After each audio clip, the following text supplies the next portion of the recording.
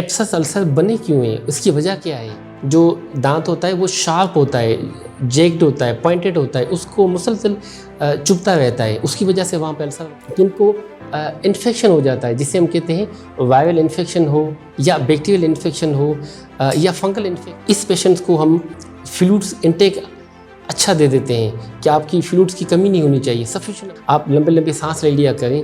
आप सैलेड, फल, fruit, juices ये आप ज़्यादा इस्तेमाल। बिस्मिल्लाहिर्रहमानिर्रहीम। I am Dr. Tariq Ali Sheikh, working as a ENT head and neck surgeon in Jinnah Hospital, Lahore. Today's topic that is abscess ulcer, मुंह के अंदर छालों का बनना। बेसिकली जो पेशेंट मुंह के अंदर छाले बने होते हैं वो कंप्लेन करते हैं कि डॉक्टर साहब मुंह में मुसलसल पेन महसूस होता है, वो शदीद किस्म का पेन है, जिसकी वजह से पेशेंट को खाया नहीं जाता, पिया नहीं जाता, निगला नहीं जाता और हर चीज़ गर्म लगती है, गर्म गर्म महसूस होती रहती है। ऐसे ही जैसे मुंह के अंदर मुसलसल जलन सी महसूस हो रही है। तो हमने बेसिकली आइडेंटिफाई करना होता है कि बेसिकली एब्सस अल्सर बने क्यों हैं, उसकी वजह क्या है।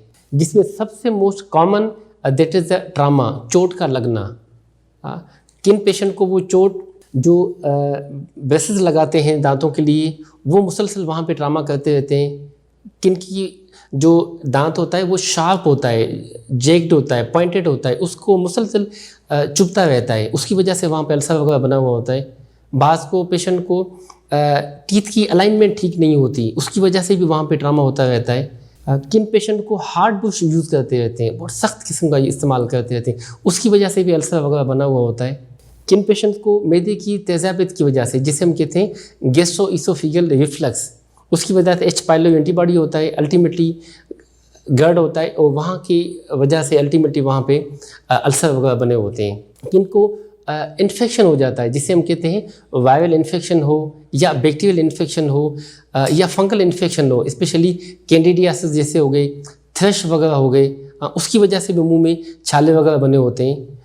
वो लोग जिनको मुंह के गले के अंदर कैंसर वगैरह है, खुराक की नाली के कैंसर है, सांस की नाली के कैंसर है, ज़बान के कैंसर है, उसमें भी अक्सर छाले वगैरह बने हुए होते हैं। जिनका इम्यून सिस्टम ड्रॉप हो, क़ुव्वत मुदाफ़त कम हो, उसमें भी चांसेस होते हैं अंदर छाले बने होते हैं। जिनको हेमोग्लोबिन की कमी हो, स्पेशली फीमेल्स को, या विटामिन B12 की डिफिशिएंसी हो, उसमें भी चांसेस होते हैं।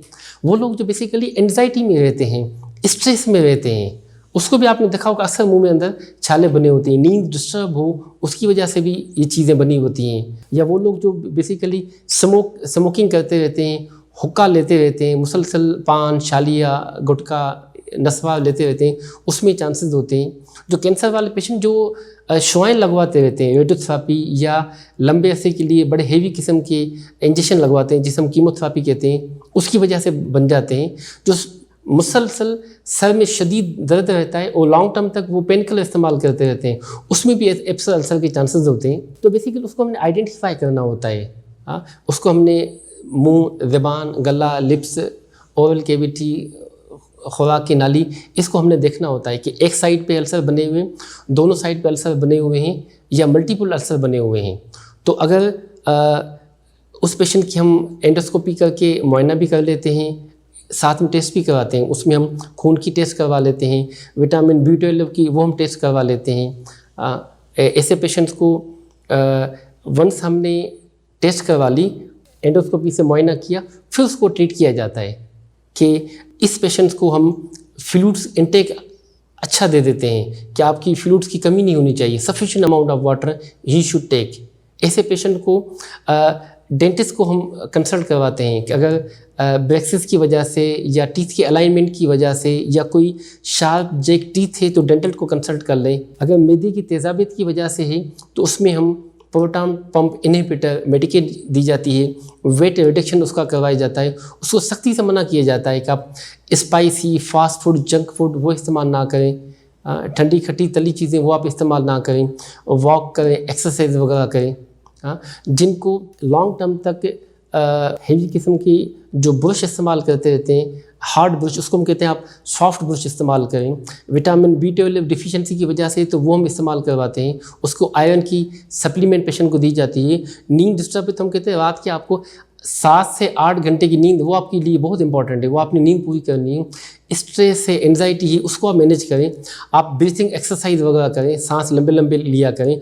अर्ली मॉर्निंग वॉक आप कम से कम 40 मिनट्स की आपकी डेली वॉक वो आपके लिए लाजमी है। हाँ, आप लंबे लंबे सांस ले लिया करें। आप सैलेड, फल, फ्रूट, जूसेस ये आप ज़्यादा इस्तेमाल कर लिया करें।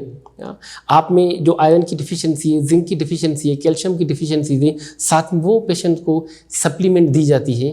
तो जो भी काजेटिव फैक्टर बन जाता है तो उसको हम ट्रीट करते हैं अकॉर्डिंगली। मगर वो अल्सर जो 4 से 6 हफ्ते तक ट्रीट ना हो, इवन आपने लोकल एप्लीकेशन भी दी हुई है, एंटीबैक्टीरियल मेडिकेशन भी दी हुई है, जिसमें स्पेशली एंटीबैक्टीरियल एंटीबायोटिक भी होती है, लेग्नोकेन भी, वो भी आपने दी हुई है, मगर वो अल्सर 4 से 6 हफ्ते के बावजूद भी मुसलसल है, तो ऐसे पेशेंट्स को फिर हम बायोप्सी ले लेते हैं, उसको फिर इन्वेस्टिगेट किया जाता है, उसकी फिर टुकड़ा लेके लेबोरेटरी में भेजा जाता है कि देखा जाए कहीं ये रसौली वगैरह तो नहीं है। अगर रसौली नहीं है तो पेशेंट बिल्कुल ठीक हो जाता है, अगर रसौली है तो उसको फिर पेशेंट को उस लिहाज से अकॉर्डिंगली ट्रीट किया जाता है। तो it's all about abscess ulcer, उसकी एहतियाती तदाबीर, उसकी investigation and it's treatment. Thank you.